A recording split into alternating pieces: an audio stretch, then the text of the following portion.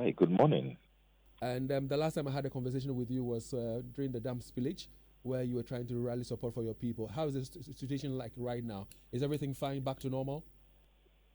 Well, good morning to all your listeners. Since this is the first time I'm speaking to you in the year, let me wish everybody a happy new year. And let me thank you for the support that you and your listeners extended to us during the peak of the spillage from the Akosombo and Pond dams by the VRA. Let me confirm that the water levels have receded now.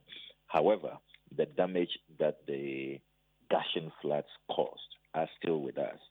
According to NADMO, we have about 40,000 people displaced. We have 1,500 homes totally damaged. So, what that means is that even though the water levels have receded, for a lot of people, they have nowhere to go to. They can't return to their homes because their houses were totally destroyed by the floods. What that has meant in practical terms is that these displaced people are still living in camps. And these are schools, makeshift structures, and tents. So, as community leaders, I have been leading efforts to construct resettlement homes for them.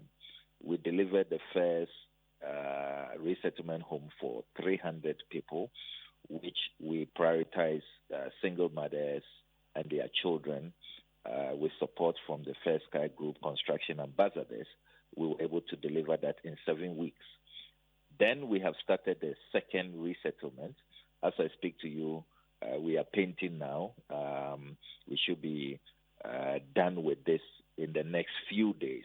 We are going to move in another 300 from the displaced camps and the tents. What we are going to do this time is to prioritize the aged and the physically challenged. So we have made this building a disability-friendly building so that there are enough ramps around the building so our compatriots who are physically challenged do not have to struggle to get access to their rooms and to the other ancillary facilities that we have added to this structure. I'm also supporting students who are affected. There are a number of tertiary students who couldn't go back to school and they were stranded in the camps because they had lost everything. Their parents had lost everything. So we put them together, 50 of them. We have paid their entire fees, their academic facilities are fees and residential facilities are fees, and they are back to school. Then teachers were also affected, and so they left town. I asked the education director to give me the list. She provided a list of 167 teachers who were affected and had to flee the district.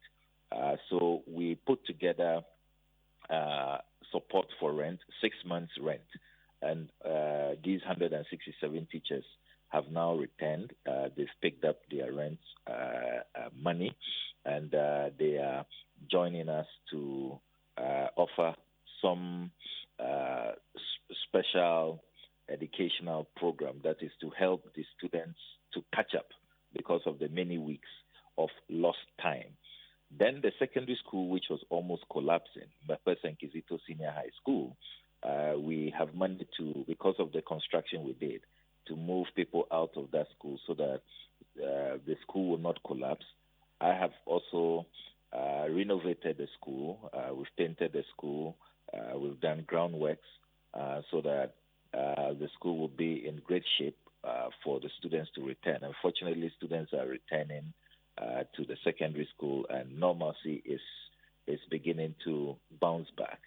What we also have to highlight now is that because of the many weeks of a lot of structures underwater, it has led to a situation where the structural integrity of a lot of these structures cannot be vouched for.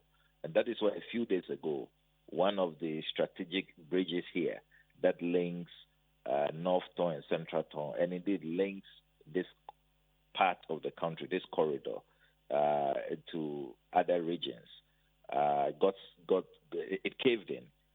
when a truck carrying bags of salt used that bridge. So it highlights the fact that even though the water levels have receded, we shouldn't think that the damage is over. A lot of damage has been done, and we need to carry out the appropriate response, do all the structural integrity assessments of our bridges, of our hospitals, our schools, churches, mosques, and other structures, and make sure that we are able to put in the needed investments that will help people, survive. And indeed, we wish you well. We wish you well, Honorable Okudzeto Ablakwa. We wish you well on this. So far. We wish you well, and we pray that things will normalize, in the coming days. But you have made it known to Ghanaians, Honorable Okudzeto Ablakwa, that the Sports Ministry, the FA, the government budgeted an amount of $8.5 million for our participation in AFCON 2023. So, what hits you when you saw this figure? What came to mind? How was it feeling like for you when you saw the figures?